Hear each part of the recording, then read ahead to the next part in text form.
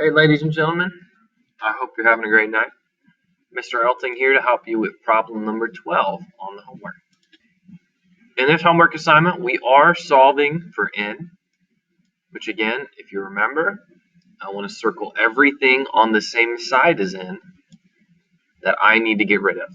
In other words, 2, a, and t all need to go. However, I'm going to make a quick observation here. A and t are grouped inside the parentheses. Believe it or not, I'm actually going to circle this whole thing rather than each thing separately, simply because they are grouped together by the parentheses. Kind of a special case. Now, in order to get rid of each of these things I've circled, I'm going to use my inverse. So, what is the inverse of n divided by 2? Well, that would be n times 2. Now, if you think about it, when you have something in parentheses, the parentheses tell you to multiply.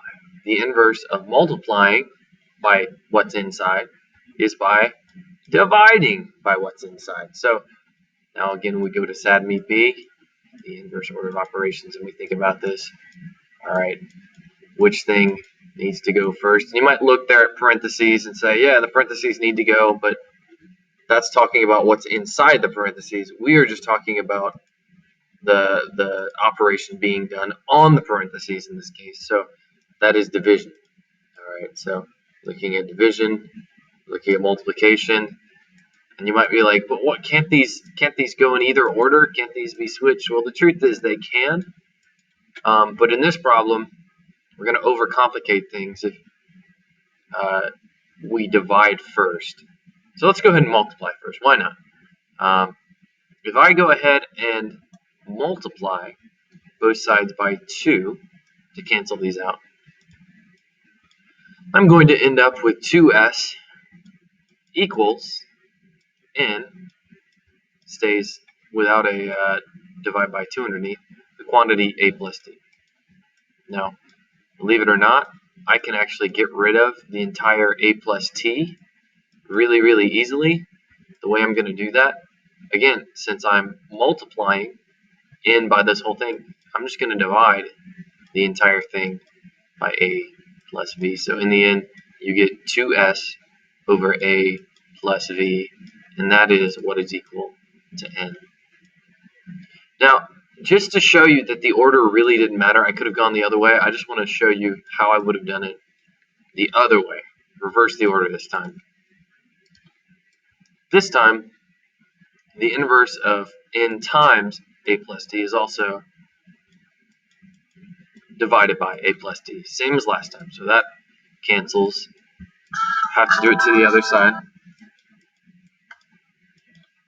And I end up with s divided by a plus t equals n over 2. Now, same thing as before. I need to multiply both sides by 2 to cancel that out. But the real question is, how do I multiply, a fraction by a whole number? Do I multiply everything? Does it work like the distributive property? And the truth is, 2 can be rewritten as 2 over 1. And for that reason, 2 gets multiplied by the top and 1 gets multiplied by the bottom. In other words, when you multiply a whole number by a fraction, you just multiply the numerator. So 2 times s, as before, is 2s. 1 times a plus t is still a plus t. And what you notice, we end up getting the same exact answer, even though we went in the other order. Either way, you get 2s divided by a plus t is n. That is the right answer. Please let me know if you're confused about that. I can explain it in a different way, maybe. Make another video for you. Just please let me know. And hopefully that helps.